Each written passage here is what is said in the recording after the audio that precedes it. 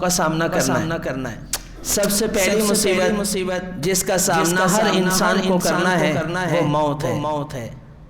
موت ایک ایسی چیز ہے جس کا سامنا ہر انسان کو کرنا ہے، ولی ہو غیر ولی ہو، عالم ہو جاہل ہو، نیک ہو بد ہو، اس کا سامنا ہر ایک نے کرنا ہے۔ وجاءت سکرۃ الموت بالحق، کہ وہ موت کی سختی آنے والی ہے۔ یہاں ماضی کا صیغہ اللہ تعالیٰ نے استعمال فرمایا ہے کہ وجاءت، حالانکہ موت تو مستقبل میں آئے گی۔ تو عربی زبان کا یہ انداز ہے کہ جو چیز یقینی ہوتی ہے اسے مضارع کے صیغے سے استعمال نہیں کیا جاتا بلکہ ماضی کے صیغے سے استعمال کیا جاتا ہے۔ جیسے قرآن کریم میں اذا الشمس كورت، اب قیامت تو آگے آئے گی مستقبل میں، لیکن اللہ اس کو ماضی کے صیغے سے تعبیر کر رہا ہے کہ قیامت آ گئی، یعنی اذا الشمس کورت، جب سورج کو لپیٹ لیا جائے گا۔ لپیٹنا تو قیامت کے وقت ہوگا، ماضی کے صیغے سے تعبیر کیا جا رہا ہے کہ اس لیے یہ بتانے کے لیے کہ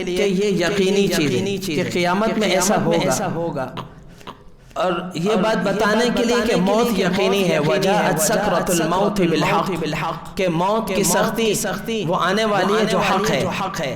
ذالک ما کنت منہ تحید، تو اس سے بھٹکتا ہے، تو اس سے بھاگتا ہے، تو سب سے پہلے اپنی زندگی کا مقصد طے کرو، اپنی منزل کو طے کرو۔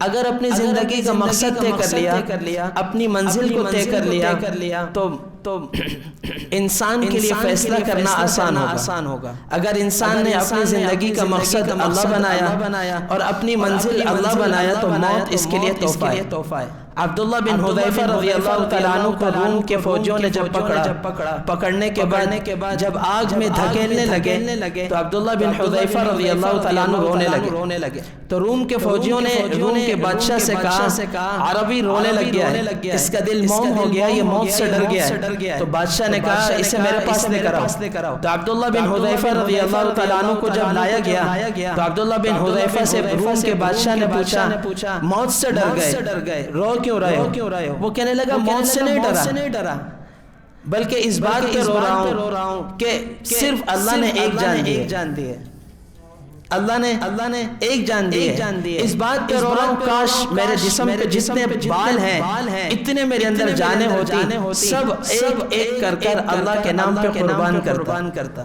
اس بادشاہ نے کہا بس تو میرا ماتھا چوم لے، میں تجھے آزاد کرتا ہوں۔ عبداللہ بن حذیفہ رضی اللہ تعالیٰ عنہ نے ماتھے کو چوما، روم کے بادشاہ نے عبداللہ بن حذیفہ رضی اللہ تعالیٰ عنہ کو آزاد کر دیا، موت میں نہیں دھکیلا، آگ میں نہیں دھکیلا۔ تو اپنی زندگی کا مقصد طے کرو، اگر زندگی کا مقصد اللہ ہے اور زندگی کی منزل اللہ ہے تو موت تحفہ ہے، اور اگر زندگی کا مقصد اللہ نہیں ہے اور زندگی کا مقصد حب جاہ ہے، حب مال ہے، تو موت سے بڑی مصیبت کوئی نہیں۔ وَلَوْ تَرَى إِذْ يَتَوَفَّى الَّذِينَ كَفَرُوا الْمَلَائِكَةُ يَضْرِبُونَ وُجُوهَهُمْ وَأَدْبَارَهُمْ، کاش تم وہ منظر دیکھ سکتے جب فرشتے اترتے ہیں اور ان کے چہروں پر بھی مارتے ہیں، ان کی پیٹھ پر بھی مارتے ہیں اور ان کی روح کو کھینچ کر نکالتے ہیں۔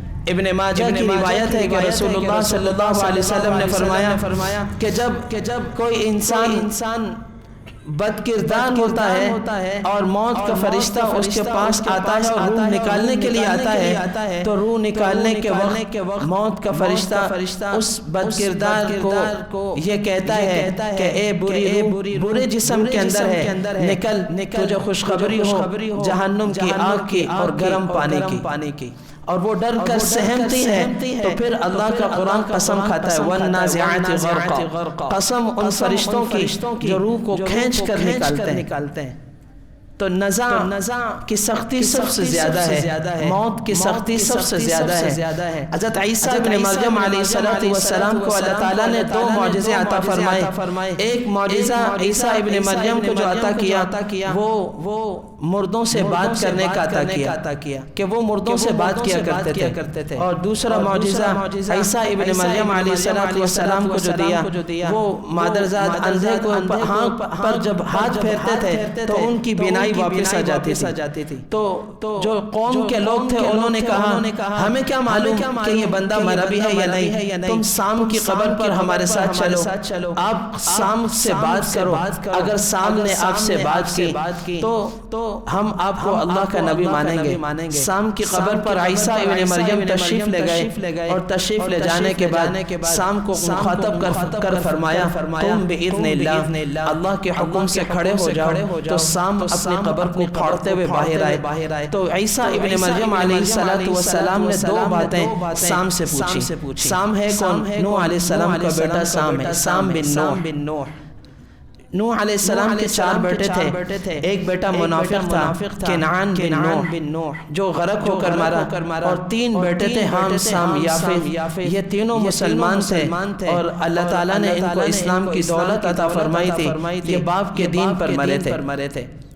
تو عیسیٰ ابن مریم علیہ السلام نے سام سے 2 سوال پوچھے. پہلا سوال یہ پوچھا کہ سام تمہارے زمانے میں بڑھاپا نہیں تھا, جب تم قبر سے باہر آ رہے ہو تو تمہارے سر اور داڑھی کے بال سفید ہو چکے ہیں, جبکہ تمہاری موت اس حالت میں آئی تھی کہ تمہارے بال بالکل سیاہ تھے اور جوانی ہی جوانی تھی. سب سے پہلا بڑھاپا حضرت ابراہیم علیہ السلام پر آیا ہے, اور حضرت ابراہیم علیہ السلام سے پہلے بڑھاپا تھا ہی نہیں. تو سام بن نوح نے کہا جیسے ہی میرے کان میں یہ آواز پڑی قم بإذن اللہ, مجھ پر قیامت کی ایسی دہشت طاری ہوئی, ایسا خوف طاری ہوا کہ میں یہ سمجھا کہ قیامت قائم ہو گئی اور اب مجھے اٹھنا ہے. تو قیامت کے خوف سے مجھ پر بڑھاپا آ گیا.